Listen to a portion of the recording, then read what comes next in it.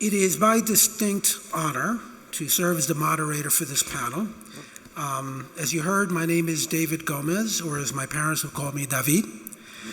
I am a proud U of Albany alum. I am glad that Avidan is not here because it would be a cringeworthy moment for him, I'm sure. I am also proud to be the president of Ostos Community College. Why I am here with such a distinguished group is beyond me, but I said to my colleagues earlier, I feel like I have won a seat at the cool kids table in the cafeteria.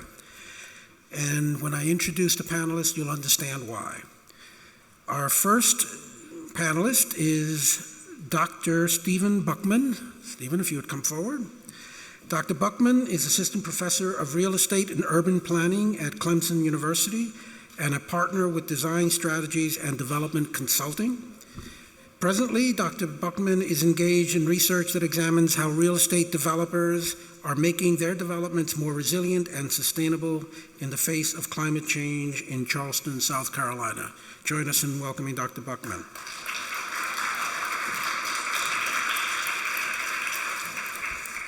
Our second panelist, and I heard the phrase for the first time, Texas A&M 12th man, is Corey Arjak. Corey is a director of MCCLT Jordan Institute for International Awareness at Texas A&M. You can come up, Corey, I don't bite. At least not normally. With a background in anthropology, the arts, and education, she serves as the Texas A&M campus and surrounding communities by providing international internships, service opportunities, and research support. For the past 10 years, working largely with colleagues and students, she has engaged in the creation, development, and implementation of interdisciplinary, intercollegiate, and cross-cultural service and community curriculum and programming. Welcome, Corey. She'll explain to you the whole 12-man reference a little later. I now would like to call up Dr. Jose Molina Cotto. Dr. Cotto is a full professor in the biology department of the University of Puerto Rico in Cayey. He has a PhD in biochemistry from Wayne State University School of Medicine and a postdoc from the University of Puerto Rico School of Medicine, yet another underachiever. During Hurricane Maria, Dr. Molina served as interim chancellor at the University of Puerto Rico in Cayey, leading the efforts to rebuild and restore administrative and academic activities. The reconstruction strategy used at Cayey was based on leadership empowerment and effective communication with institution employees who were totally committed and fostered community resiliency. Welcome, Dr. Molina. Next, we have someone who needs no introduction to this group, and Cecilio, in full disclosure, I was asked by the panelists, you have to be the last person to speak. So, prepárate. I promised I wouldn't do this, and I just can't help myself. Cecilio Ortiz Garcia is professor of political science at the University of Puerto Rico, Mayagüez. Yeah, you can give it up, show a little love.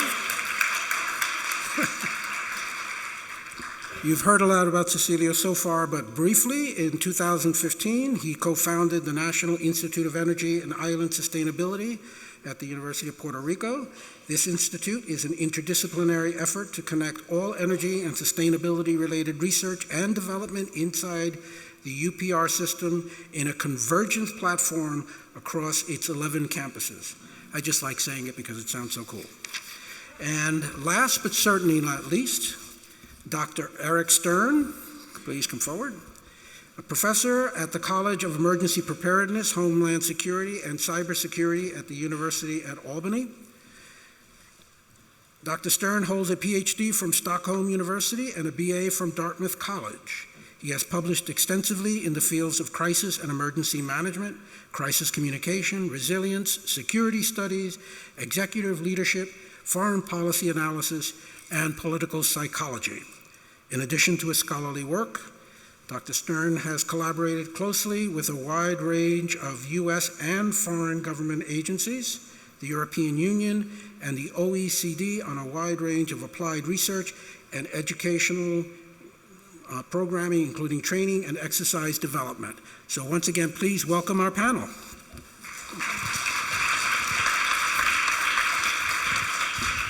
Now, the title for today's, I believe it's referred to as an armchair discussion, is a conversation on advancing thinking regarding resiliency and governance of uncertainty, moving forward.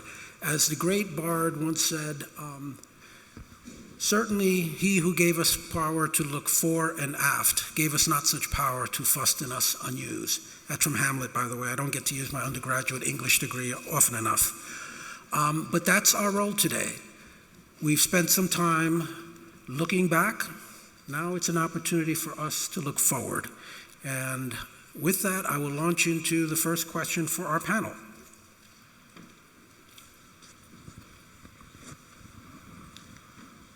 Hello. Hola, ¿cómo estás? Before I begin my questions, let us work clockwise, starting with you, Eric, and give you an opportunity just to make any opening comments that you would like to make. Thank you, David.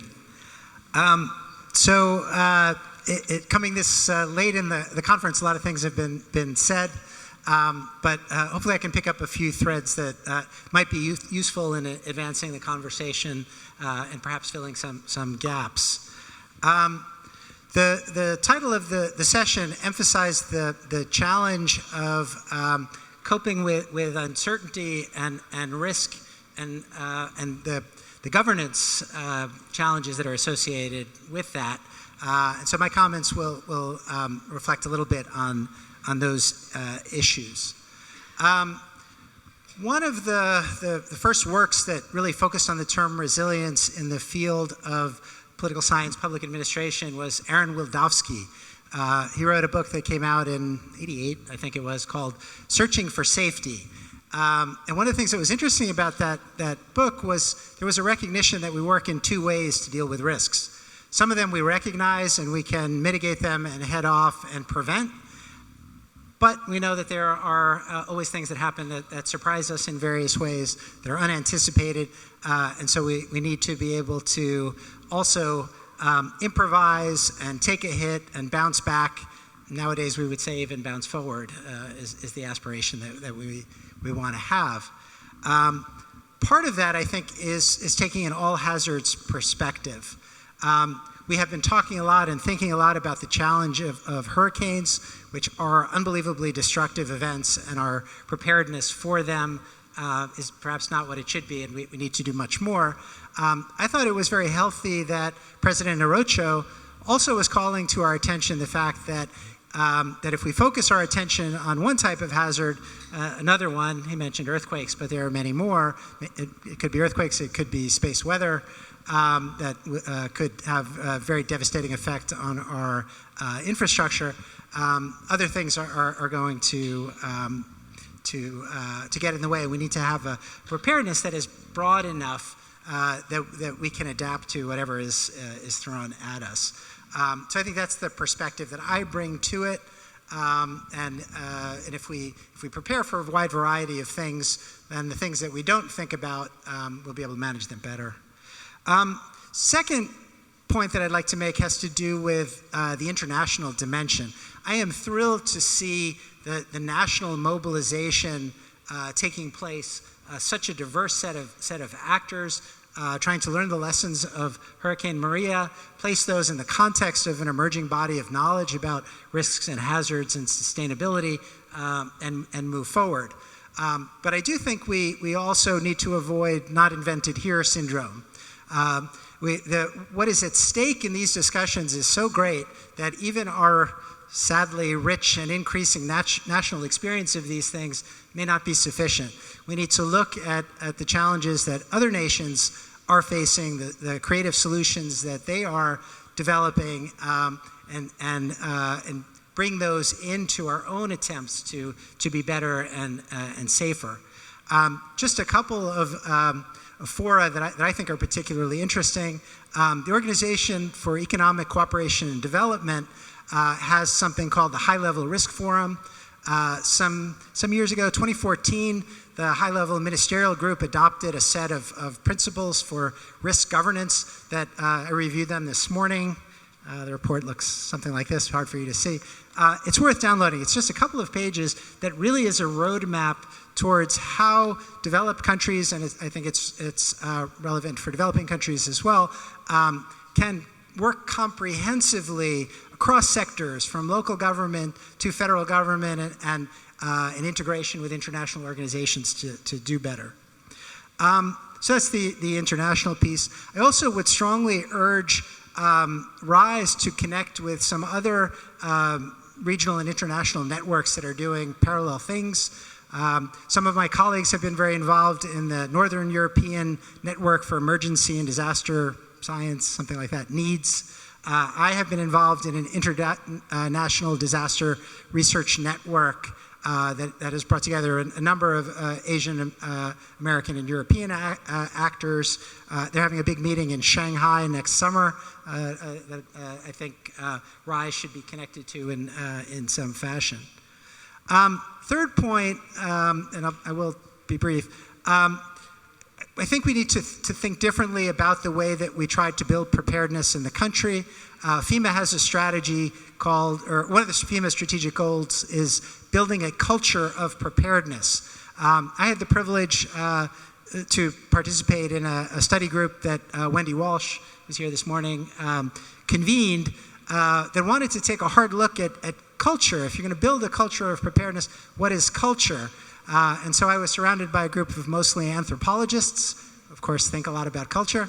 And one of the things that we discovered was that in our wonderful, diverse country, we don't have, well, we have a unitary culture in some sense, but we really have a mosaic of cultures and subcultures. And I'm going to anticipate and refer back to some of the things Cecilia was saying. Each of our regions and even communities within those regions has different patterns of strengths and vulnerabilities that are relevant to resilience. And a top-down cookie-cutter approach is just not going to work. So what we need to do is to adapt, to inform ourselves, to use culture brokers, to have a much better local understanding. And then I think we will do much better in the future. And finally, let me conclude by looking a little bit at higher ed and the role that we can play in this context. First of all, we need to get our own house in order. If we are going to help other people, we need to improve our own campus resilience. All universities and colleges are workplaces. Many of them are residential communities, tens of thousands of people, bigger than many other more formal types of towns and villages.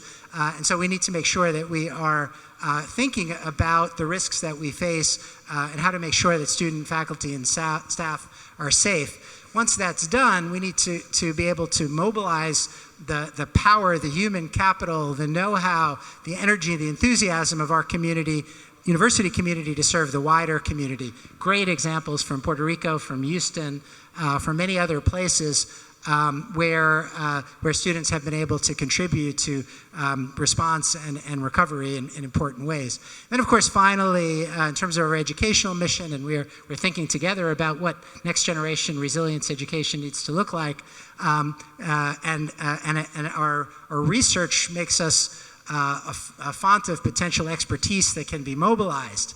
And so we need to do that, and we need to do that in ways that are scientifically rigorous and reflect the best of our disciplines, but also in ways that are responsive to the needs of the community, that are respectful of the knowledge of the practitioners and the citizens that we need to serve and work with. And I'll leave it there. Thank you very much. Thank you.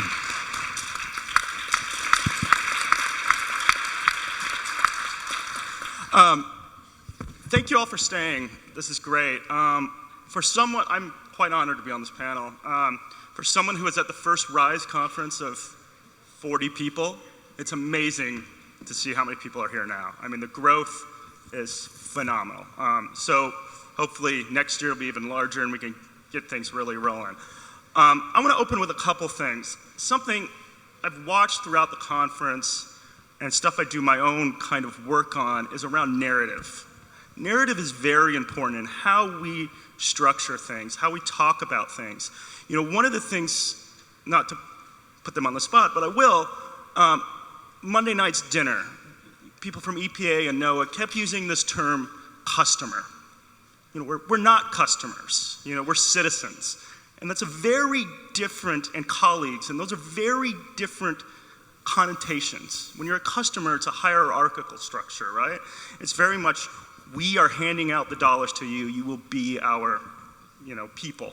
It's not a collaborative experience. And so we need to change that, but it's also how we frame things of climate change in the community and how we work with the community and how we use these type of terms becomes very important. It's kind of ironic for me to say this at a hazard conference. I have real problems with the term natural hazard, right? In the sense of, it's only hazardous because we've built things in areas, right? Like the fires in California, it's hazardous because homes are built in areas they probably shouldn't have been built in. So if we start looking at these things as natural occurrences and how we live in those natural occurrences, it takes a very different tone and way we look at the work that we do and how we go about doing it, right? So narrative is a big thing that I think will help drive how we look at this and what we do. Another thing is, we talk, most of us in here are academics or policy people of some sort, but we talk, and I brought this up in my cohort meeting, we talk a lot about stakeholders and we talk a lot about the community, but we don't, the stuff I'm seeing in the community is very much we going in and helping them and not the other way around, is what I've seen in this. And that's very important. And much of the work I do is I go in and I say, okay, you tell me what's going on, we work from that. And so I think we need to keep our eye on that and not be, and that also goes around to this idea of narrative as well, how we discuss it all. So I'll just close it there. I am not Michelle Wyman, who is listed in your program. I am the 12th man, as Dr. Gomez mentioned. Quick story on that. 1921, E. King Gill, former student, Texas A&M University. We had a football game. The football team was not doing so well. And E. King Gill was told by the coach to stand on the sidelines, suited up, and be ready to go in. And from there on forward, he was never called into the game, but he was always standing on the sidelines, ready to go into the game. And so I jokingly quipped that I was the 12th man because I'm from Texas A&M University and I stepped in for Michelle. But what I would actually say with that is my student body is now considered the 12th man. So when the bonfire tragedy happened in 1999, when Hurricane Katrina happened in 2005, when we had Ike, when we had Rita, when we had Harvey, that student body mobilized with or without us, and they were standing on the sidelines waiting to go in, waiting for leadership, waiting for us, waiting for you, and waiting for me to make a stand and take a step forward. So I would ask each one of us to think about the 12th man and who are you? We've been called to be members of RISE by Michelle herself, and I wish she was on this stage because she's done so much work for this. But now I call you to be the 12th man, and not just to stand there, but to mobilize and move forward.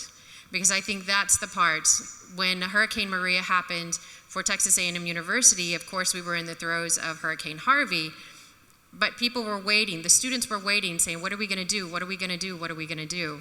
And it was the leaders that didn't know, therefore nothing happened. And I think that is a very sad, sad situation. And I mentioned this yesterday during my panel. Sometimes we sit around and we wait and we wait and we wait because we're waiting for someone, and that someone we're waiting for is ourselves. And that's what I would like to end with right now.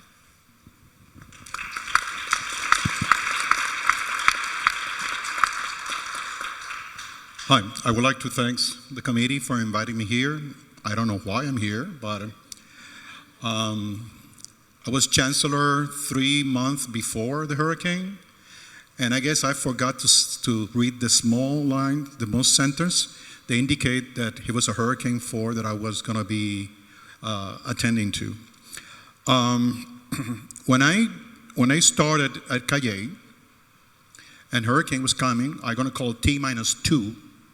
That's why I divide my time in Calle.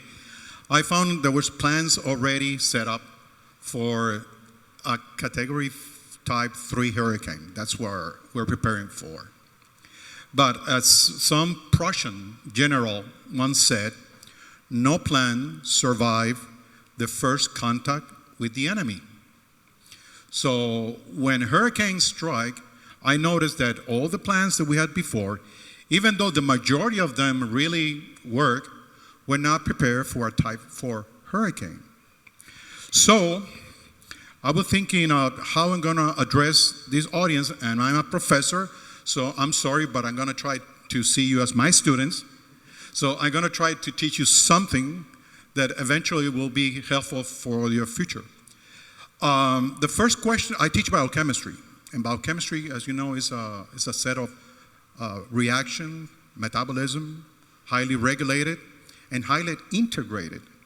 So the first question I ask my student is, why a bullet kill us? Why just small fragment kill us?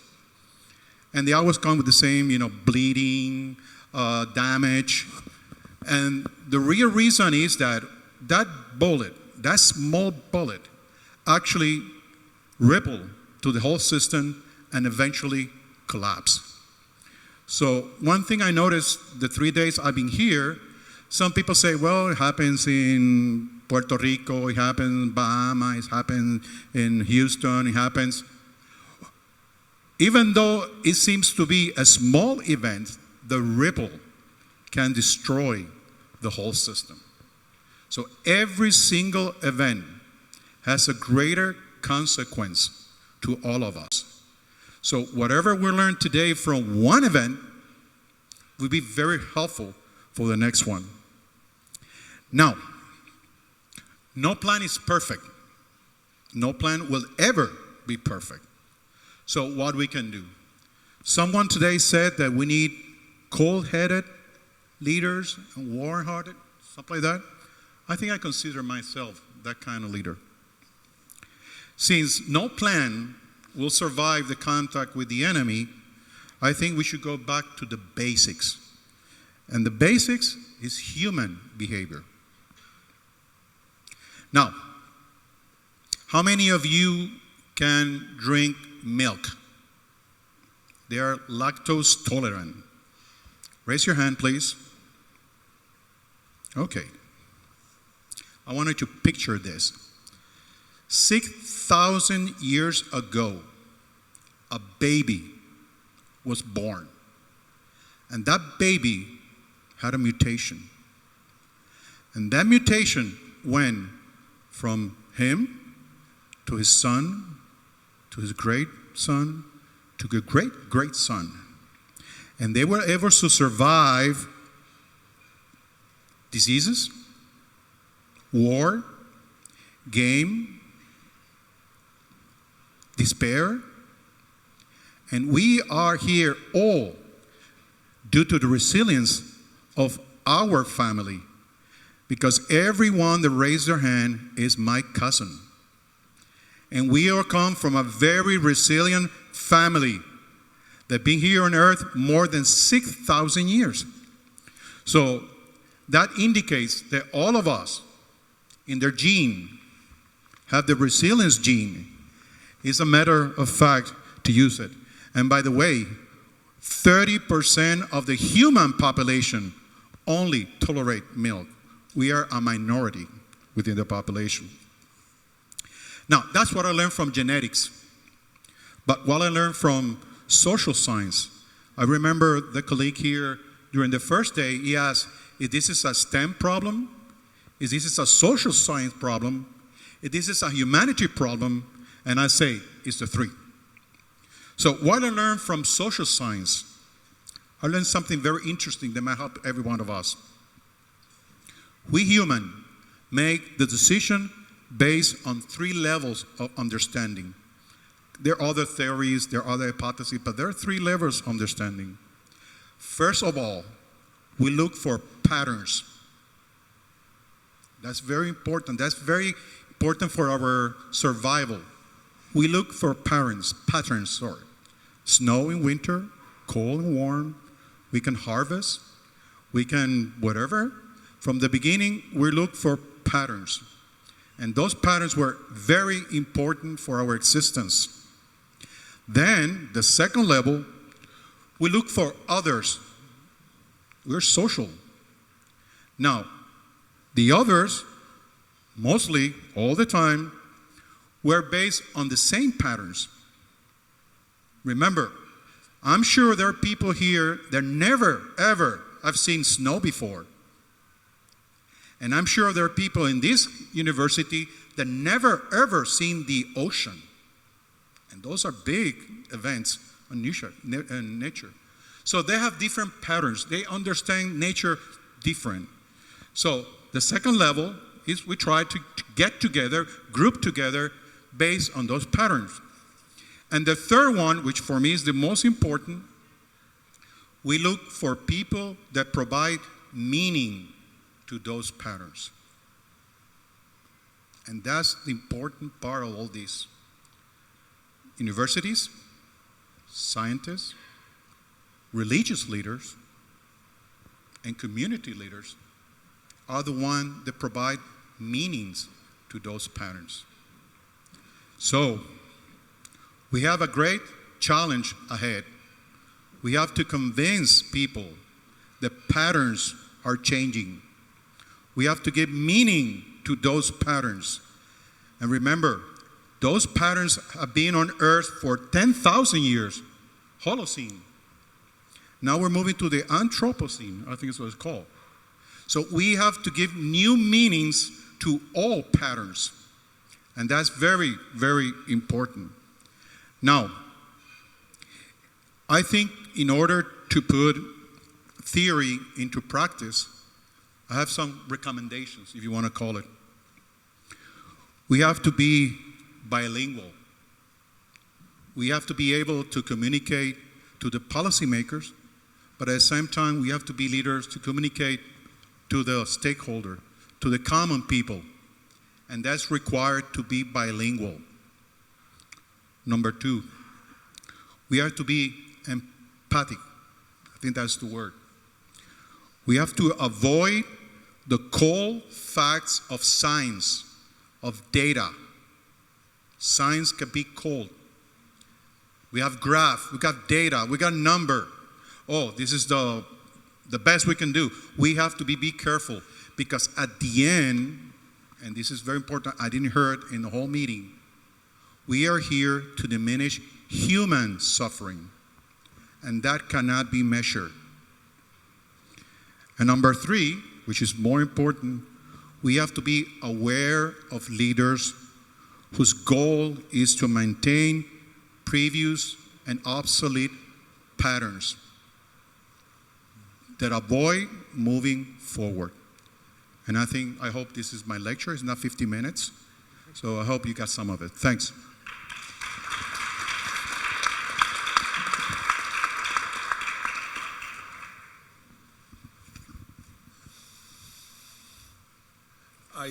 I never thought that when I would sit here in the third day and I would look that way, I would still see so many friends sitting around the table, still enjoying and still dreaming and scheming.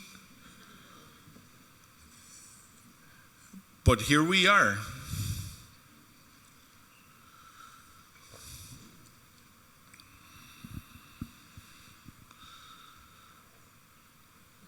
We have been concentrating in this 2.5 days on the enormous amount of knowledge organized around this room.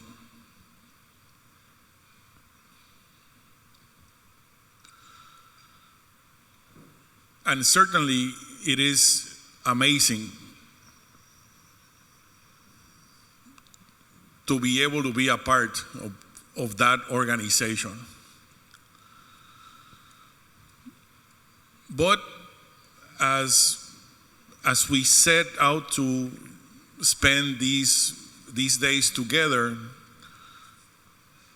we took that challenge knowing that we were searching for paradigmatic change. So in a certain way, deep inside, I really don't want you to be really comfortable today in your seat. I would like for you to feel a little bit uncomfortable. Not with what is visible and apparent, but with what has been invisible and silent.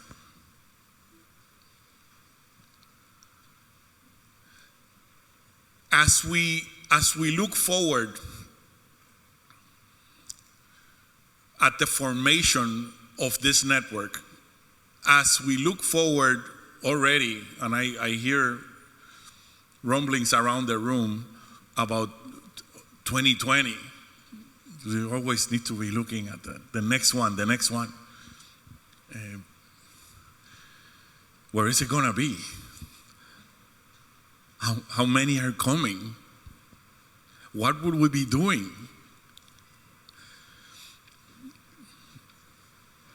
So many things are in the agenda of silence that I would like to take some time to bring them up.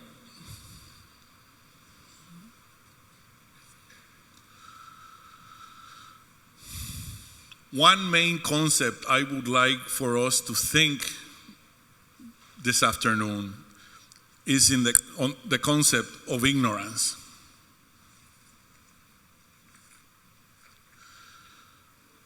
And I do it not because I want to lecture, but I really want to lower the levels of it as we set out to build this network. Lower the amount of ignorance as we move forward with this network. So, what is the definition of ignorance? Some say that ignorance is not knowing what you don't know. It is that precarious position you're put in where the boundaries of the knowledge you have organized have taken you to the limit. And you don't even know what questions you need to ask to set forth a pathway to the unknown. Now,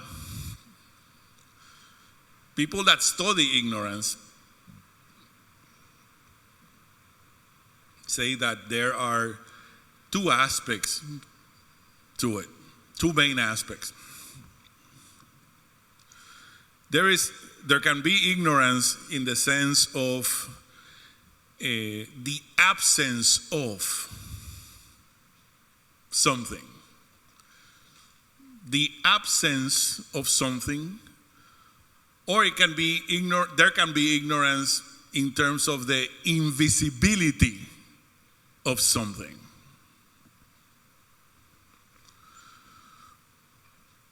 If you think about it that way, you can then start to see ways in which ignorance doesn't necessarily need to be bad. As we move forward to build this platform, there's certainly ignorance in this room about the needs, about the values, attitudes, and beliefs of communities that are living with disasters right now and that are perhaps canaries in the mine for extreme weather events. Now, how do we lower our ignorance about their condition? I think RISE as a platform and us, those colleagues, friends, and now those who have been involved in this relationship building process have the responsibility to look at our regions and look at the pockets of ignorance that still remain in our own backyards. But we need not be naive to think that ignorance just occurs naturally or just exists naturally. I come from an archipelago, a colony of the United States, where ignorance has for many, many years been manufactured, culturally produced to maintain power distributions, to maintain status, to maintain inequality and injustice. So, as I want to become a part of this network, it is my job and responsibility to work in building counter narratives, to work in presenting you with scenarios, stories, and the proper information so that the platform understands that when they come down to Puerto Rico, some of the ignorance you're going to find in the island is not naturally occurring. It's produced by organizations like political parties, by unequal distributions of power that work around gender, race, ethnicity, levels of education, political affiliation. If I told you that you will find that in every corner of the US, would you believe me?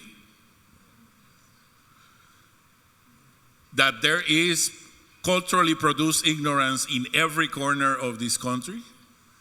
If you do, then this afternoon you understand the severity and the extreme need for us to be sincere in our desire to produce a platform that's really looking for community resilience. If we are really putting our money where our mouth is, one of the first things we need to make a commitment to is to lower the levels of culturally produced ignorance about the vulnerabilities that exist in our communities. I think that if we are sincere on that main spot, we can move forward with knowledge, technology, science, empathy, and and relationship building, and all of the tools that we can then use to actually build a great foundation.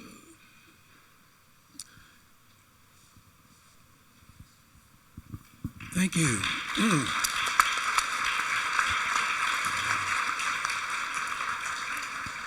One of my responsibilities with this panel is to be the time tyrant. So what I'm going to do is jump ahead, because I do want to allow our colleagues to ask any questions they may have. So let me just jump ahead in my list of questions. Clearly, whenever there is a disaster, there is an outpouring of concern and engagement, and people come to the process that wouldn't ordinarily be engaged. Unfortunately, once the news cycle goes through, there is that period of disengagement. So we do have an opportunity, though, in conferences like this, to inspire new research and come up with creative, potentially creative solutions. What would you, as experts recommend, can be done to sustain and maintain the momentum we currently have, and to leverage the collective power that has been brought to bear on this issue by RISE? I don't mind opening on that one. One of the things we need to do a really good job, and in a way we can help structure this, and I'll put my planner, real estate kind of hat on, is through creating spaces of social infrastructure. And these are, modern planning, modern development really pushes away from a lot of this, right? And these are things like, somebody a while ago mentioned, Putnam's bowling alone, which has been used quite a bit, right? It is this breakdown of the social infrastructure. And we have to maintain that, but we have to create spaces through that. So some work I just did on local first organizations, for instance, as a form of economic resiliency, right? But when you buy local, you create spaces, bookstores where people want to hang out and so forth. And these create bonds, right? It's the YMCA, it's the bottom of basement of the church where people come in and play bingo and all these kind of things that creates that, right? And you look at, I can think back about the heat waves in Chicago, 10 years ago or so. People weren't dying because of the heat. People were dying because they were scared to open their windows, right? They were scared of the community in which they lived. And that, when you create the social infrastructure, we have to go back to the ground, as Cecilia and both Jose kind of pointed out, and look at how we establish that. Before we can really talk about real change, we have to start thinking about social equity, economic equity. We have to think about these terms and how we create spaces for that, right? And as a planner, I can think in those terms and say, here is how we can create parks in these situations that allow that to happen, because it's those people that are looking at each other to see if a snowstorm comes and says, is Ethel down the street, is she okay, to check in, right? And it's you help to build it through that, and that is how you can maintain this. And that is the great question, is how do you maintain this up kind of stroke afterwards? And for somebody like myself who lived through Katrina, evacuated with a dog, a Jeep, and a duffel bag, the first community that really came back in New Orleans was the Vietnamese community. They were very tight, a very tight-knit community. They were the first to really come back. So it's opening those veins to allow people to kind of discuss things and interact and not kind of close them down. And I'll tag on to that. As we're talking about social infrastructure, there's a few people that are actually or groups that are actually missing from this conversation. I'm not an academic affairs person, even though I'm a professor and I do teach classes. I'm from the Division of Student Affairs at my university. That's who mobilizes immediately whenever something like this happens. It's not the academic affairs, because you guys know how long it takes to get IRB or whatever it is you need to do and where you're going to get the money. But the Division of Student Affairs can. And are there any other Division of Student Affairs people here? Okay, excellent. Because I was like, where are my people? Because I think it's really important, as we're talking about the capillary effect that Cecilio has mentioned, is that there's more capillaries out there than we realize. The differently abled, we've mentioned the indigenous communities a couple of times, but not really in depth when we're talking about this. What about the differently abled? Because this type of conversation impacts them in a very different way that it impacts us as academics or whatever our governmental agencies. So we need to talk about them as well. And don't forget our K through 12, because one of our first questions that David had actually given us is what brought us to this place, like this place right now. And I would tell you it's those 65 posters that are out there. Can you believe that we had 65 posters from students submitted for this conference? That is freaking amazing, and they're beautiful. And those young people need to be applauded, not just with money, but the fact that they took a step forward and they wanted their voice heard, and that's the way that they can have their voice heard. And we need to take the time to pay attention to that. And our 5-year-olds, they know more about some things than we know about them. Just give them your phone. Just give them your phone. And technologically, I love technology. I support technology, but we are so connected technologically, we're disconnected as human beings. I come to you as a human being, and that's where and how I made it to this place. I wonder if I could pick up on that point. I'd like to build on Corey's point by saying that I think she's absolutely right. If we listen to the voice of the next generation of our students, I spent time in Sweden, very proud of Greta Thunberg, who's captured the imagination of the world with her concern about the existential threats that we're facing. Here at UAlbany, we had an experiment with launching a College of Emergency Preparedness, Homeland Security, and Cybersecurity. And I was hired to be a part of a boutique program. The plan was 200 majors in 5 years. We're about just a bit over 3.5 years in or so. We have 600 majors in emergency preparedness, homeland security, and cybersecurity. Our students are interested in learning about these threats, in participating in programs that are formed by disciplinary excellence, but also work across silos. So if we listen to the voices of the next generation, that will help. Second point is, after the last disaster, the urgency tends to dissipate. Certainly that's been the historical pattern. But I can say, somebody who's been in this field for 30 years, they seem to be coming closer and closer. And each time we're tempted to be distracted, there's another one. And if we take that global perspective that I was talking about, they're happening on a daily basis. And I think that will help to mobilize interest. Then finally, we need to institutionalize our fora and our meeting places. Thinking about RISE 2020 and 2021 and 2022 will, of course, help us to work towards those meetings and think about what we can do together to make a difference. I would like to continue that. I usually tell my students that why we repeat the same error over and over and over again. And I bring this story, and I think you remember that. Do you remember the Titanic? When the Titanic was sinking, there was a group of people playing. There was a famous player. And I think all of us are becoming those players. The boat is sinking, and we still haven't realized that the boat is sinking. So every time we see an iceberg, everybody try to, help and bring. But when the iceberg is gone, we go back to the same story. So I don't think people have noticed still the pattern. We are in a transition between a major change and a big change. So even science cannot agree. Even science cannot agree. The points have different models. Like I heard yesterday with hurricane forecast, the Navy, European, giving different information. So I think there's still a sense of everything will come back to normal. What's normal? The previous pattern. So, one paradigmatic change, let's concentrate a little bit on ignorance and learn about it, learn how to use it, how to recognize it and fight it in ways that are productive. Another paradigmatic change that I think would help this platform move forward has to do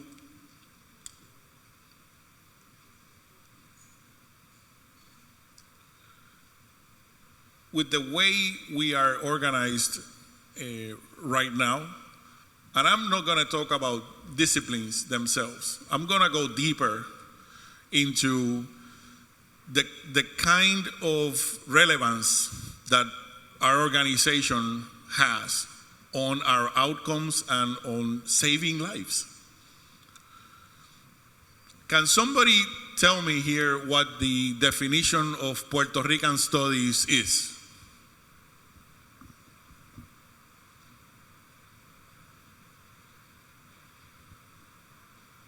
Okay, I'm going to go slower.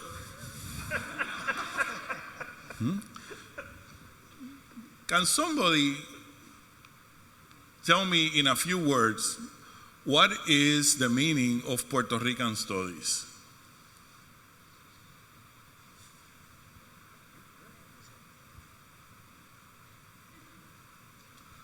Let me go back, let me backcast then. Okay. I am a political scientist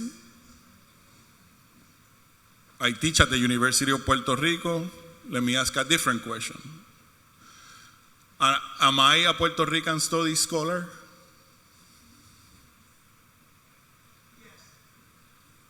Is everybody in agreement with that? Yes? That's what I thought. That's what I thought. We still have major divisions, major lines cutting across knowledge. At no point in time did that become more evident as after Maria. I would argue, as a resident of Puerto Rico that is a political scientist and born in El Sagrado Corazón in Santurce, that I saw a movement that for a moment tried to erase a gray line existent between Puerto Rican studies and people that study Puerto Rico, that live in Puerto Rico. That line became so erased after Maria that it allowed for academics, I hope on both sides, to reflect on the historical development of that line. Should it still exist? Should we reconsider what Puerto Rican studies is? Not to erase is enormous amount of knowledge created across the years for Puerto Ricans in the United States. But for now to reconsider it in an expansive way in terms of the interconnection of that body of knowledge with studying Puerto Rico. There is an interconnection there that I think the RISE platform is ready to accept with all of its debate, with all of its complexity. And it would be a paradigmatic change and an example for other cross-disciplinary debates. Because for us, now we know that it's a matter of life and death. To be able to boundary span that line, or to be able to perhaps erase it at some points, or to be able to, I don't know, maybe make it disappear. I throw that challenge here because I am in this setting. If I was in Madison, Wisconsin, I would not be saying this. But I have so many thanks to give to my colleagues in Puerto Rican studies and to the diaspora in general, that it's not possible for me to encompass it in words. At the same time, I see this as an excellent opportunity for a new interconnection that's already happening. You can feel it happening. At least you can feel it in Puerto Rico, when el Centro de Estudios Puertorriqueños holds an activity in conjunction with the School of Planning at the UPR. Or when you have an artistic event that helps bridge that line between the Bronx and Santurce. Mark said it better first. The debt owed to the diaspora after Maria is unpayable. It's unpayable. So it's not about paying it back. It's about how can we re-envision the relationship up to now to make it even stronger and help us be more resilient by changing that paradigm. So that's my second. Thank you. We are just about out of time, so before I get hauled off the stage like they do at the Apollo Theater with the hook, and out of respect to the rest of the program, I wanted to thank our panelists and just make one quick observation. When I was a young graduate student at Columbia, I had the privilege of meeting Fred Friendly. For those of you that don't know Fred Friendly, he was the executive producer of CBS News, and one of the people he worked with was a gentleman called Edward R. Murrow. Fred was an interesting guy, and I got a chance to know him quite well. And he made a statement which I think is particularly relevant for this panel and for this conference. In a speech he was given, he was referring to journalism, and he said, "Our job is not to make up anyone's mind, but rather to make the agony of decision-making so intense you can only escape by thinking." I want to thank this panel for forcing us to think, the organizers of the conference for forcing us to think, and I hope it's as agonizing a prospect as it is for me. Thank you for being here today.